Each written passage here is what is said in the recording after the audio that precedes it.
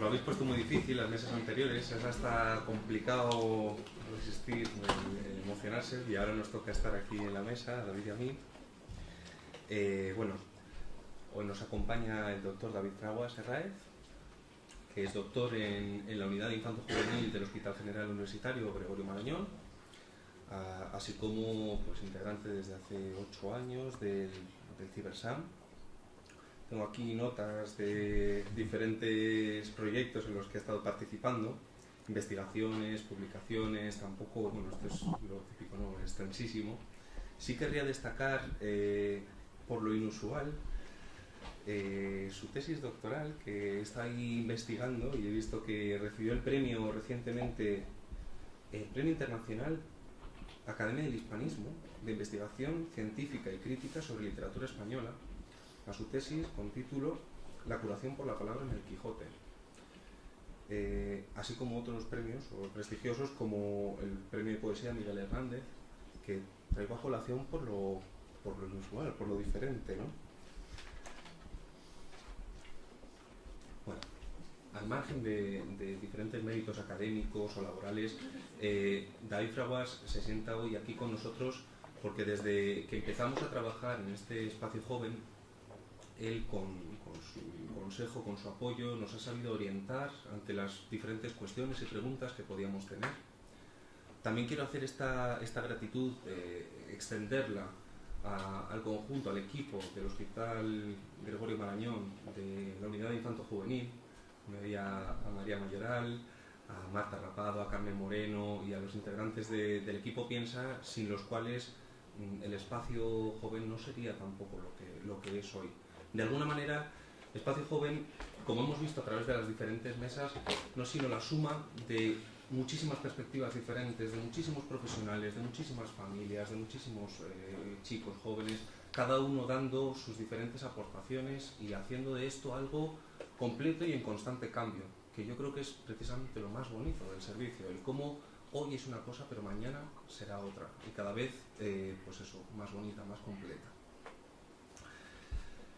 Tampoco me voy a extender mucho más. Yo le voy a ceder la palabra a David.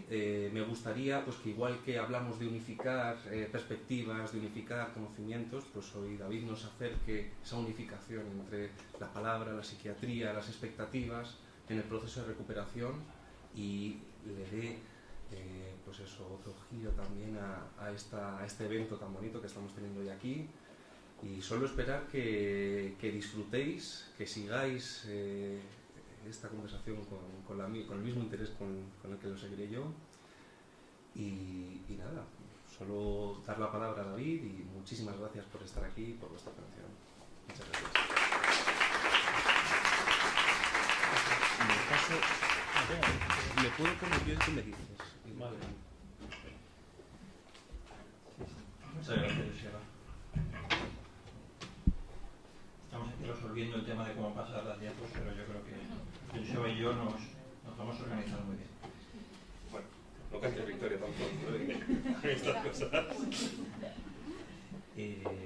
Bueno, me llamó Ana, que la que conoceréis todos, y me invitó a estar aquí con vosotros. Es más difícil hablar delante de un foro como este que en un congreso con cientos de personas, porque la responsabilidad de lo que digo es mucho mayor, y porque el compromiso que uno adquiere es también más alto. Así que espero que si veis que digo alguna cosa extraña o que me voy por la tangente, vosotros levantéis la mano y me decís, oye, ¿qué pasa? Que no estoy de acuerdo. Porque eso es lo que nos hace aprender más.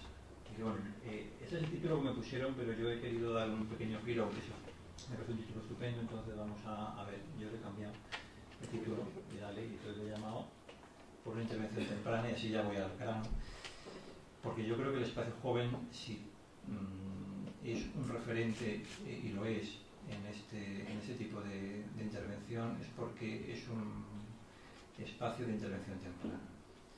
Porque si espacio joven se aplicara cuando las personas llevan 10, 15 años de recorrido, no sería lo mismo, ni conseguiría ni de lejos los mismos resultados. Es fundamental que la intervención sea temprana, y que además como habéis dicho todos los que habéis participado antes en las mesas, los chavales, las madres, es la intervención integral. Y por eso voy a abogar durante todo este rato que hable por una intervención temprana, intentar explicar desde mi punto de vista. Claro, yo soy médico, entonces voy a hablar desde mi punto de vista por qué hay que defender la intervención temprana, qué ventajas tiene este tipo de intervención y por qué todos tenemos que gritar muy alto, gritar en un sentido metafórico, para que nos oigan quienes tienen la capacidad de utilizar los recursos públicos en el desarrollo de unidades de este tipo. Este es el índice. Yo desde aquí veis que ya empiezo con las conclusiones, porque así ya termino y ya es que luego desarrollo y finalizo. Es una cosa que aprendí una vez, para aquel que quiera irse antes ya. Bueno, la conclusión es muy sencilla, no hace falta, no voy a descubrir aquí las fuentes del Nilo como las expediciones antiguas. Voy a concluir diciendo que la intervención temprana es fundamental y que es muy importante que no esperemos hasta que sea tarde. Hay varias piezas que influyen en el retraso, piezas que tienen que ver con la propia condición de lo que está viviendo la persona, que hace que pedir ayuda sea difícil, hay mucho estigma, es complicado acercarse y pedir ayuda. Hay factores que tienen que ver con cómo están organizados los servicios asistenciales, que complican mucho la petición de ayuda. Y una vez que las primeras etapas pasan, hay un factor decisivo, y ahí es donde Espacio Joven ha venido a cubrir una carencia, y es qué pasa después de los primeros compases, qué tenemos que hacer, dónde podemos ir. Mucha gente está realmente perdida y esto es otro factor que dificulta la intervención temprana. Bueno, pues empiezo ya la primera parte. Vale.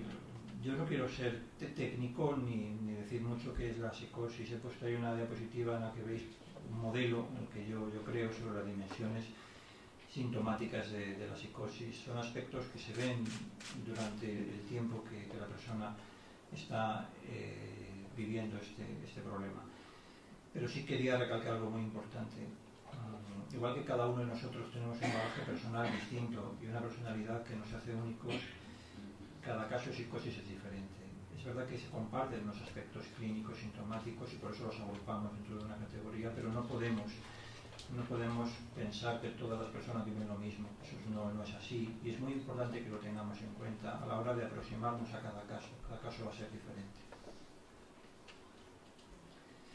No voy a hablar de causas de genes ambiente, porque yo creo que no es el tema de la presentación, pero bueno, quería mencionar que sí que hay factores genéticos, factores ambientales que participan y que podemos hablar, lo he dicho con Amafe en cualquier momento, en otro foro más chiquitito o más grande, como haga falta, sobre esos temas técnicos para cualquiera que estéis más interesados sobre las últimas investigaciones.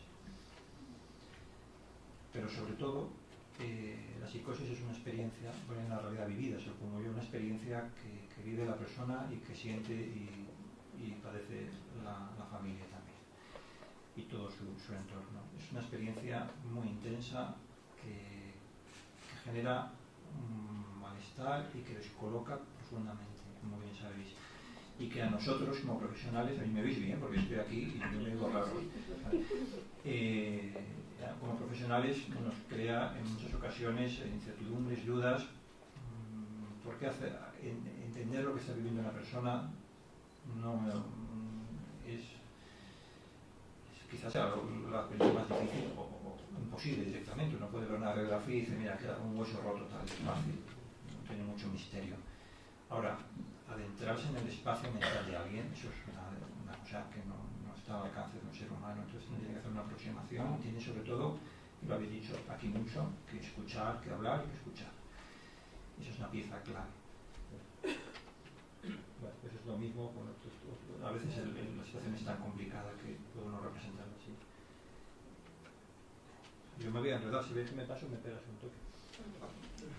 Yo veo a un chaval en la consulta. Y un día tenía yo un libro en la mesa de un escritor que se llama Antonio Agamorena. Y este es un poeta que ganó el premio Cervantes hace unos años. Entonces este chaval, en psicosis, ¿no? Y tengo yo el libro encima de la mesa, me gusta leer de vez en cuando un libro y se me olvidó guardarlo, lo tenía encima de la mesa. Entonces cogió el chaval y se puso a ojearlo y encontró este poema que yo lo tenía marcado. Entonces él lo encontró fácil, estaba marcado. Este poema se llama Tarareando Nacim. Y os lo voy a leer porque me pasó una cosa muy interesante con este poema. Yo como no me lo sé de memoria, pues me he dado la vuelta. O bueno, no me vaya, mira. No, me debo la vuelta. Tengo ruidos en la nuca, doctor. No te preocupes, yo me pongo aquí. Sí, siento el cráneo apretar y crujir, sobre todo si hay penas, no sé. Hace ya 7 años, doctor, que en vez de pensamientos tengo un ruido y una pasta muy triste en la cabeza. Yo haré lo que me diga, yo tendré paciencia y confianza, puede ser. Yo tomaré las medicinas para poder pensar en mis amigos, pero si lo que ocurre, doctor, es que tengo algún mal que se produce a causa del amor y el pensamiento de la resistencia, entonces déjelo. Esto no es más que nuestro sonido natural. Yo viviré mejor con este ruido en la cabeza. Entonces, ¿qué pasa? Este chaval yo llevaba viendo como 6 meses o 7. Se va de la consulta, vuelve al día siguiente y me dice, oye, que no te había contado yo que llevo oyendo voces durante 2 años. Y cuando leí ese poema, pues me quedé dándole vueltas. No se lo había contado a nadie, la verdad, ni a mí, ni a sus padres, ni a nadie. Era un tema tan complicado que tuvo que encontrar un punto de conexión y lo encontró en este poema. Es un poema que viene a decir, bueno, si lo que me pasa es una cosa mía de la vida, no me digas que estoy enfermo, esto es otra historia. Y entonces nos pusimos a hablar de eso, ¿qué te pasa? ¿Qué son esas voces? ¿Qué cosas te dicen? ¿Cómo lo interpretas? Es algo muy complicado, yo sé que la mayoría de la gente tiene verdaderas dificultades en contarlo y sobre todo dificultades en que le entiendan. Pero bueno, lo que quería comentar con este ejemplo, libro de la realidad vivida, es que a veces el punto de encuentro se produce de una forma bastante casual y anecdótica a través de un libro de poemas olvidado encima de una mesa. Y ese es el lugar que permite que una persona dé un paso y cuente algo que está viviendo y que le genera bastante malestar. Y una vez que cuenta, lo relativiza y dice, bueno, pues esto tampoco es para tanto. Y dice, mira, no pienses que te voy a ingresar por las voces, mucho menos. Vamos a hablar de ello y vamos a ver hasta qué punto podemos ayudarte. Y cada vez que veo un caso así, pienso, oye, ¿qué necesitaré yo para encontrar ese espacio de confianza en que la otra persona te diga lo que le pasa y tú puedas un poquito aproximarte a cómo ayudarle mejor? Bueno, pero traía libros de estos y les cuento la experiencia. Bueno, los médicos, como sabéis, a veces no nos ponen de acuerdo, nos peleamos con nuestra imagen de que bajan y suben y vas a un congreso y dicen una cosa, vas a otro sitio y dicen la contraria y todos los padres dicen, esta gente está fatal, no se ponen de acuerdo. Es una realidad, tristemente, vivimos todos los días, la mayoría de los días, es un problema, pero la culpa no es nuestra.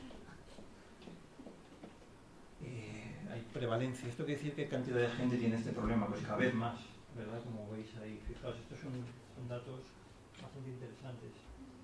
Fijaos qué porcentaje, 23%, ¿verdad? Ponía ahí. Eso quiere decir que va a haber mucha gente que tenga este problema en los próximos años.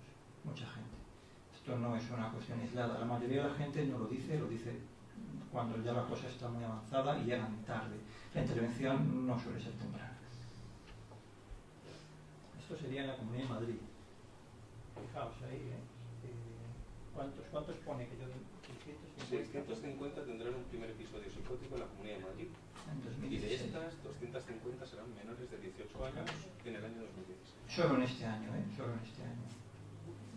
La mayoría llega muy tarde a la consulta. Solo eso en la Comunidad de Madrid. Yo es profesional, porque un episodio así cada año, 600 y pico personas cada año, en la Comunidad de Madrid solo. Es mucha gente. Y la mayoría, como veis en esa gráfica, estos son datos nuestros de los estudios que hacemos en Marañón, la mayoría de la gente en una franja de edad joven, entre 15 y 25 años. Bueno, esto es que genera mucho malestar a nivel psicológico en el mundo, es de las causas más importantes de malestar a nivel mundial.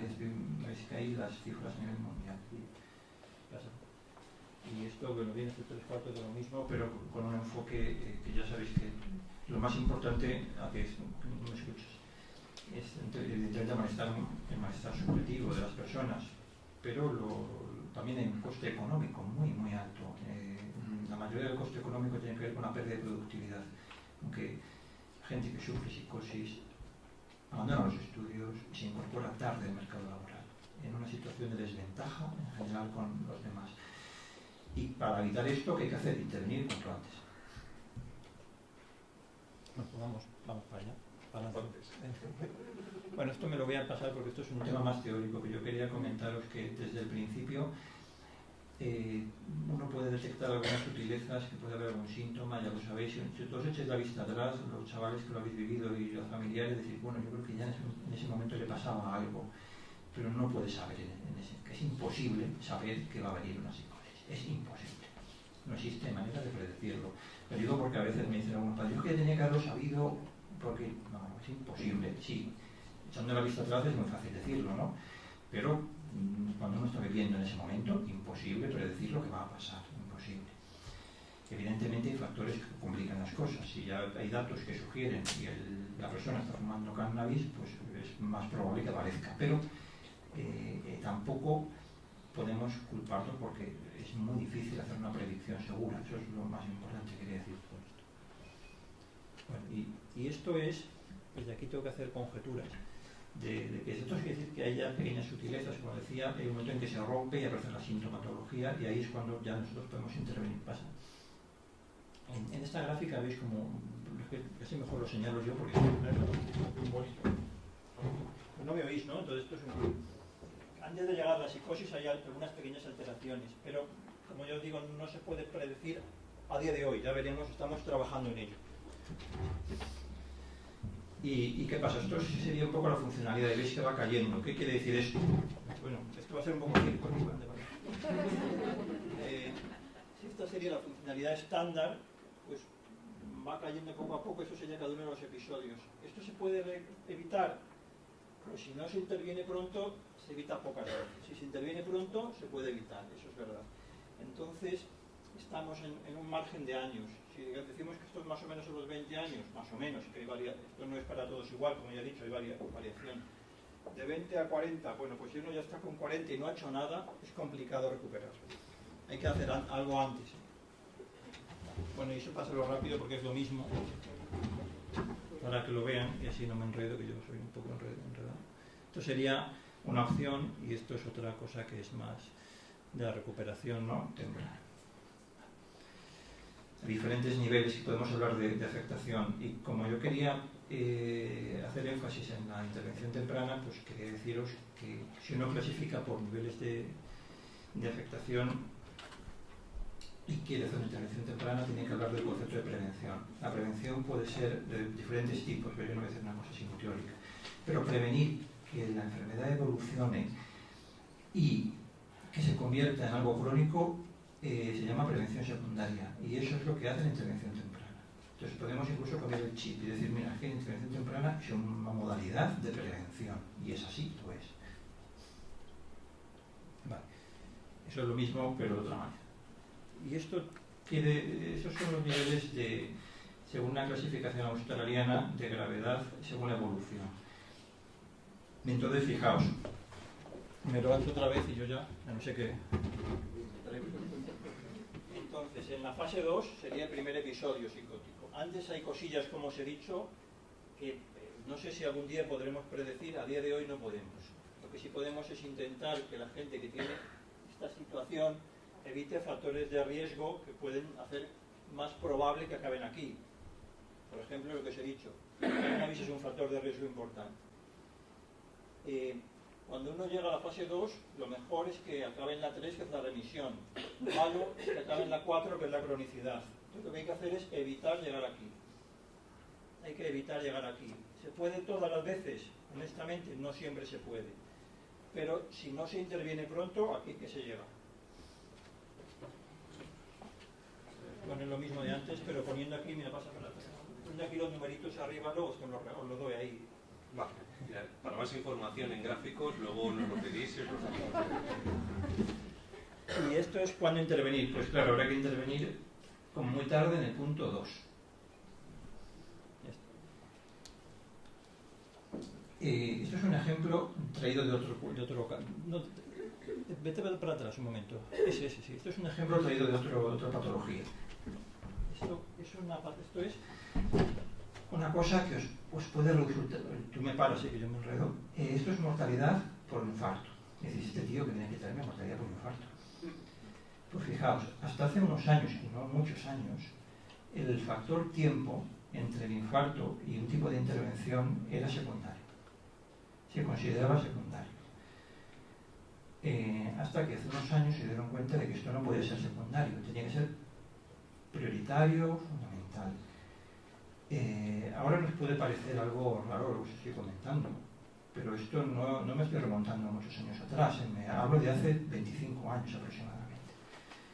Hace 25 años de que tuvieron un infarto no iban a preocuparse tanto por el tiempo en algunas medidas, como por el cuidado básico. Ahora el tiempo es decisivo, porque han visto lo siguiente. Esto lo veis que la mortalidad, esta sería la reducción de mortalidad, baja de forma drástica. Bueno, esto sería la mortalidad, la cantidad de gente que vive. La tasa de supervivencia baja de forma drástica cuanto más tiempo tarda en intervenirse. Esta publicación, esto es una revisión de 2005, esto se descubrió hace unos 20 y tantos años, pero se está difundiendo en los últimos años. Entonces es muy importante intervenir en las primeras, como veis aquí, 4 horas. Las primeras 4 horas. La primera medida es tomar un poco de aspirina. Es verdad. Claro, en el infarto son 4 horas, en la psicosis no podemos hablar de esa dimensión de tiempo, pero también es muy importante plantear que el tiempo es una prioridad. No podemos dejar que pasen 3 años, 4 años, 5 años sin hacer nada. Y esto es algo que tenemos que tenerlo todos en la cabeza. Bueno, pues ¿cuándo intervenir? Pues eso sería, en un mundo, yo no sé si bueno o malo, pero intervenir antes de que se sepa es imposible. En ese momento, la situación previa que se llama pródromo, se podría intentar evitar factores de riesgo, es lo que habría que hacer en algunos casos, si se identifica, y después intervenir cuando hay síntomas. Y bueno, esto me voy a pasar porque yo me digo, pero esto es lo mismo, deja eso. Sí, esto es un ejemplo con otra patología, que es el autismo. Fijaos qué interesante este dato, me vuelvo a levantar esto. Si hago deporte. Evolución positiva. Intervención temprana, 67%. Evolución tardía, 11%.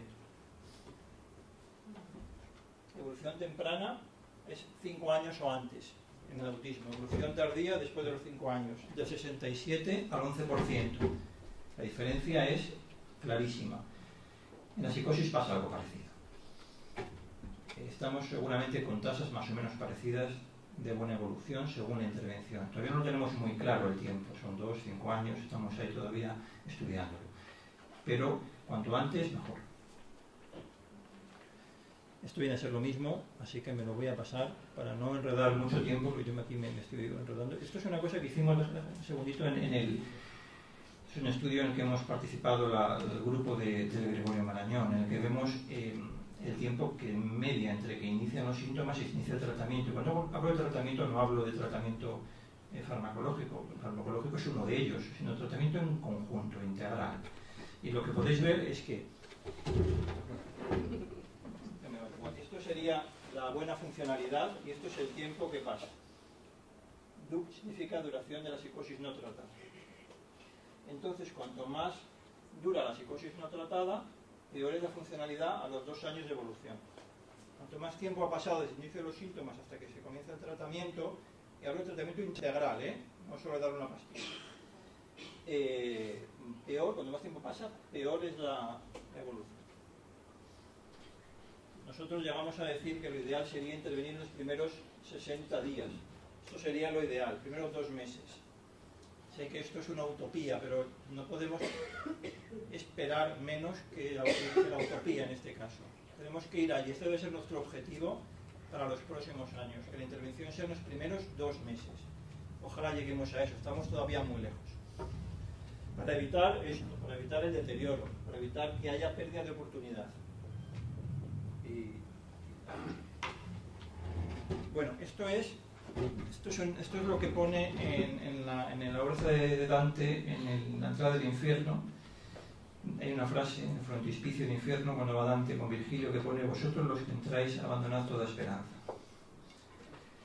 Y es un poco la sensación que a veces transmiten las personas que han vivido este problema y sus familias, que una vez que entras la esperanza la tienes que dejar fuera y bueno, como mucho un poquito de resignación.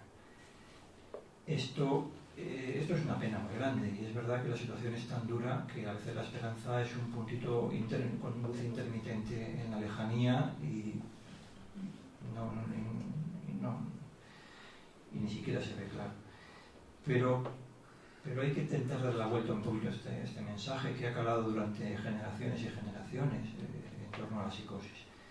La psicosis no es una condición fatal, pero puede convertirse en algo que te impide hacer una vida digna si no se interviene a tiempo. Entonces es muy importante tener esto en cuenta. No hay por qué perder la esperanza, lo que hay que hacer es no perder el tiempo.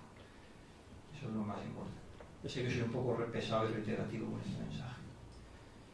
Y bueno, esto viene a ser lo mismo. El tema de que la intervención temprana es una ventana abierta a la esperanza. Bueno, pues en la intervención temprana uno puede hacer dos cosas: aplicar medidas de prevención y hacer medidas de intervención terapéutica específicas. Eso serían las dos cosas que puedes hacer. Vamos a revisar un poquito qué datos hay al respecto.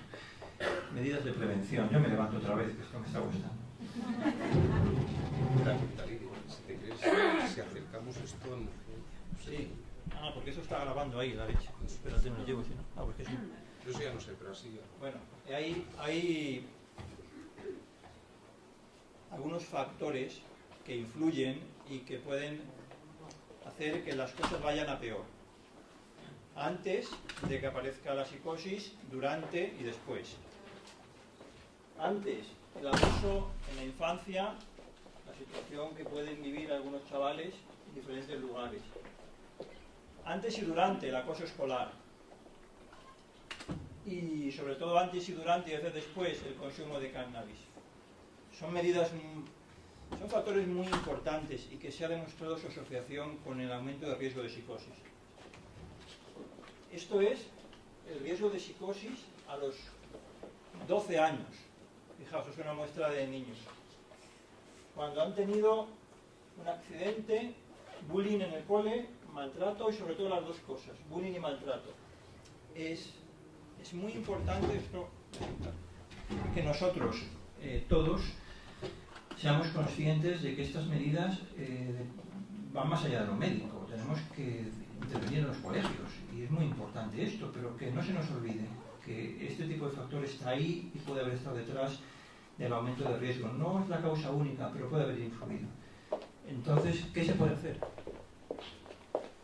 Pues lo que se puede hacer es esto, es decir, no al acoso, que es uno de los problemas más acuciantes y que en los últimos años casi hay más voz, pero creo que es importante no olvidarnos.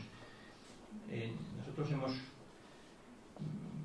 en equipo, ¿no? Hemos tenido una beca ahora hace muy poquito para estudiar este tema precisamente del acoso escolar. ¿Y qué pasa si se interviene? Pues si se interviene, bueno, esto es qué pasa si no se interviene. Si no se interviene, pasa que las cosas pueden ir mal. Y si se interviene, pues esto me voy a levantar también para enseñarlo, porque es muy, muy interesante este gráfico. En este gráfico se muestra qué pasa si se interviene en una situación de acoso mantenido. Fijaos, es un estudio que se hizo, se publicó hace 3 años. Voy a coger esta de bullying. Esto sería el riesgo sin bullying, el riesgo con bullying, el riesgo si se detiene el bullying. ¿Qué quiere decir esto?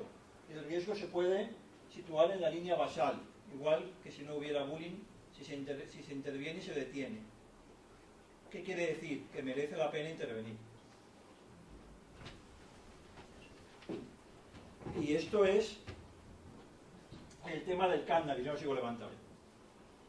Por ejemplo, experiencias psicóticas o similares en la adolescencia son muy frecuentes, muy frecuentes. De ahí que haya que tratar algunos síntomas con mucha cautela, son muy frecuentes.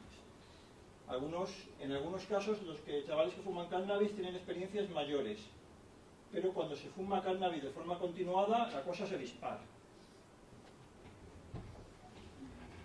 Entonces, lo siguiente que hay que hacer, yo ya con esto de levantarme, la verdad es que no sé si me estáis siguiendo bien o no, es la intervención terapéutica. Primero prevenir y al mismo tiempo, y a continuación, la intervención terapéutica.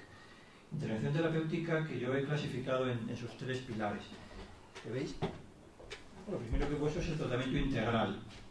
Creo que es importante que tengamos todos en cuenta, y vosotros lo sabéis mejor que yo porque lo habéis dicho muy bien todos, lo cual es que ayuda a difundir el mensaje que el tratamiento de un problema complejo como la psicosis requiere medidas complejas e integrales. Es decir, la medicación puede ayudar, evidentemente, pero no va a resolver por sí misma el problema. Necesitamos una intervención integral. Aquí está María Mayoral, que es psicóloga del equipo y que se coordina y dirige el trabajo en Piensa, que es un grupo muy importante para hacer una aproximación psicoterapéutica grupal con los chavales y con sus familias. Esto es otra de las patas decisivas. Luego hay que trabajar con las familias durante el episodio y después, es una de las cosas que hacen en Espacio Joven. Y luego hay que hacer un trabajo con la comunidad, que queda mucho por hacer. En la comunidad hay que hacer muchas cosas. Hay que desestigmatizar. Voy a ser un poco crudo y lo que voy a decir ahora es un poquito duro, pero yo creo que a veces tenemos que ser así. Seguramente a nadie le extrañe demasiado ver una noticia que diga una persona con esquizofrenia ha matado a su vecino, seguramente. Pero a que no oís una persona, un diabético mata a su vecino, un canceroso mata a su vecino, un operado de cataratas mata a su hijo. Eso no lo oye, ¿no? Uno con apendicitis se ha suicidado. Nadie dice eso. Eso es ahí que hace un trabajo en la comunidad muy importante, porque esos son mensajes que van calando, que van calando, que van calando. Y una de las mayores dificultades que tenemos que hacer los profesionales es que los padres acepten que lo que les pasa a sus hijos es eso. Ya no que lo acepten los hijos, que es muy difícil, sino que lo acepten los padres. Porque a veces es la idea, que yo creo que es legítima, de que esto es algo transitorio, de que va a durar un mes, la fantasía de que esto ha sido porque se ha fumado 3 porros y ya está. Y oye, que a veces es así, pero casi nunca es así. Casi siempre es otra cosa. Entonces, esto es porque cala mucho. Entonces, la situación, una de las madres ha dicho aquí, el romper el silencio está en gran medida condicionado por el estigma externo que hay, por esa sensación de exclusión, de vergüenza profunda que viven las personas que tienen familiares afectos con este problema. Y esto es un problema que nos toca a todos y que tenemos que ayudarnos todos mutuamente. Bueno, entonces hay muchos programas, ahí veis diferentes programas a nivel mundial. En España hay algunos, pocos. Y yo, como vengo aquí, que me ha invitado a Mafe, pues hablo de Mafe. Porque es un modelo de intervención que además tiene un espacio propio, que está coordinado con los equipos médicos y psicológicos, pero no es una atención médica. Eso es muy importante, porque la atención no debe ser solo médica, y yo creo que necesita un espacio propio. En muchas ocasiones los médicos nos equivocamos y pensamos que tenemos que ocuparnos de todo, y no es verdad. El médico tiene una labor y tiene que acabar en un punto y tiene que continuar esa labor fuera de los centros de salud, fuera de los hospitales de día, en otros espacios.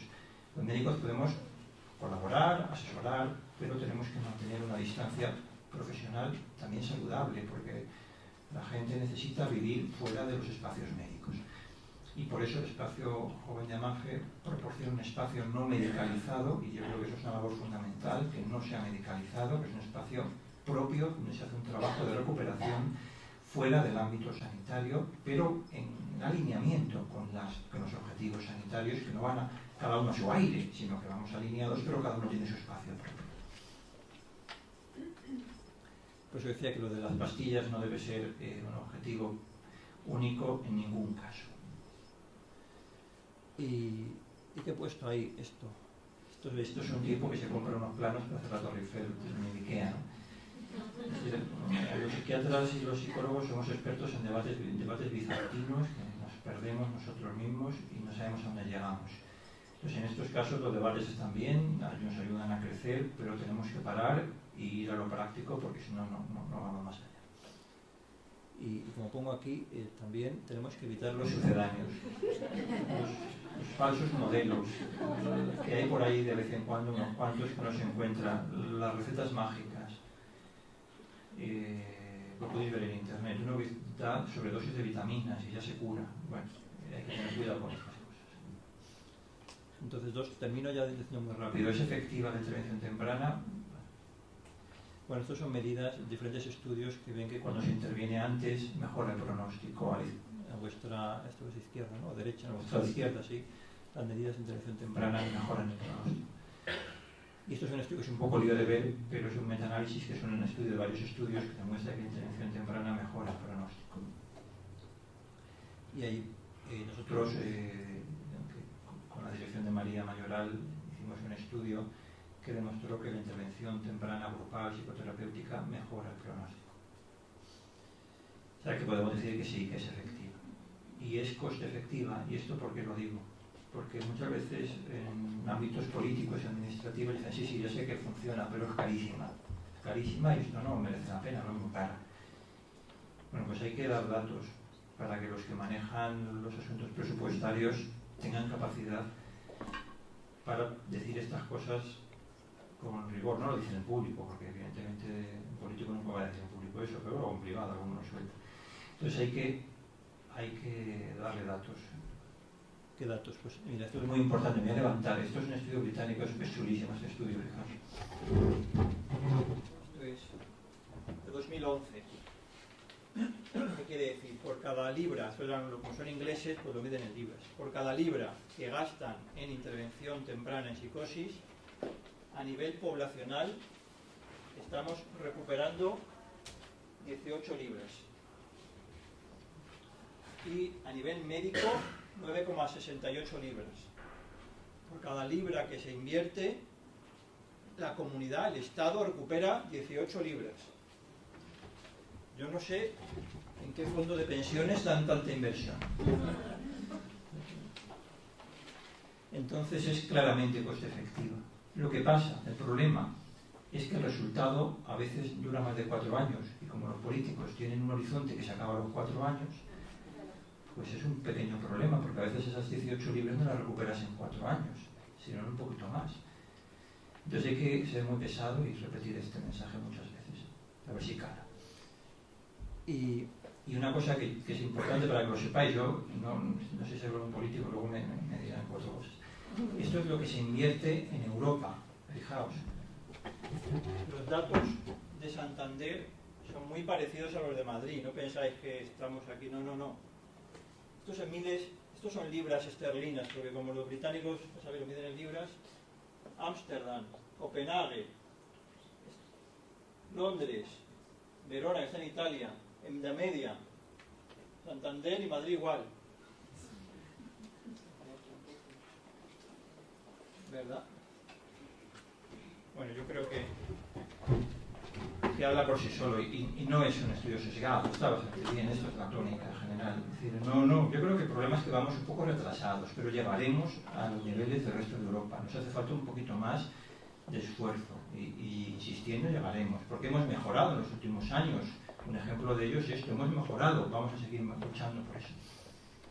Y ya termino. Pues termino como antes. Esto es un gráfico de la evolución desde el inicio de los niños hasta que se hacen mayores y van teniendo diferentes dificultades. Y entonces en algunos casos aparece la psicosis. Y entonces la evolución puede ser de deterioro y con muchas complicaciones o no serlo. ¿Y de qué depende? Pues depende de que intervengamos con sentido común. Os pongo esto aquí y bien. ¿Por qué os he puesto este pequeño chiste? Lo voy a leer, está en inglés.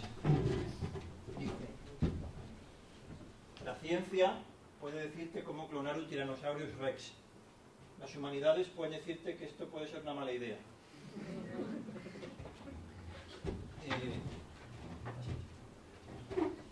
Pues esto lo pongo porque toda intervención sanitaria basada en recursos médicos avalados por estudios científicos es fundamental, pero no puede dejar de lado el aspecto humano, el cuidado de la persona, y tenemos que ir siempre integrando ambas medidas. Y continúo y termino ya con este tema, ya no lo leo porque lo podéis leer, es lo mismo que he dicho antes. El valor de la intervención temprana se basa en la prevención de las complicaciones, del deterioro y una búsqueda de la recuperación. Y la intervención temprana lo que hace es rescatar todo lo que hay en esa persona y devolverle la vida normal y corriente, como tiene que estar todo el mundo, con sus problemas que todos tenemos. Así que muchas gracias por haberme escuchado.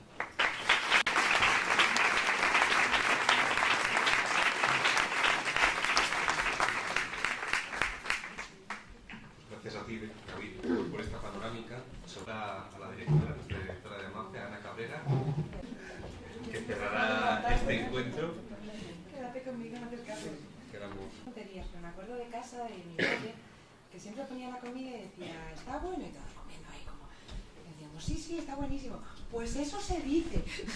Y me acuerdo siempre de eso se dice, que está muy bueno. Pues hoy me ha pasado un poco lo mismo. Y parece una anécdota chorra, pero yo sé que lo que estamos haciendo es chulísimo. Os veo a todos por AMAFE y disfruto viéndoos, que no sabéis cómo, o sea, qué gente más guapa. Ahí cuando os veo con el pitillito en la puerta y me emociono. O me entero de casualidad que las mamis, después de preparar con todos los nervios lo que iban a decir, han acabado tomándose una cervecita por ahí. Me emociono. Y de verdad me emociono en el día a día, o sea, no me hace falta venir aquí y oíros y que me deis las gracias, o sea, que le deis las gracias a AMAFE y a todos los compañeros para emocionarme. Me emociono viéndoos todos los días. Pero cuando además te lo dicen, da un gusto que no podéis imaginar. O sea, cuando además te lo dicen y lo oyes de primera mano, y os oigo a todos dar las gracias a AMAFE y a los compañeros, y sé que nos estamos dejando los cuernos allí todos los días, y sé que tiene resultados, pero cuando además te lo dicen, de verdad, es como cuando tu madre te hace un buen guiso y además le da las gracias. Por lo mismo, que nos habéis dado las gracias y que es un lujo, Y gracias a David también, a Maite. Es un lujo. Estoy, de verdad, tremendamente orgullosa de todos. Muchas gracias, Maite.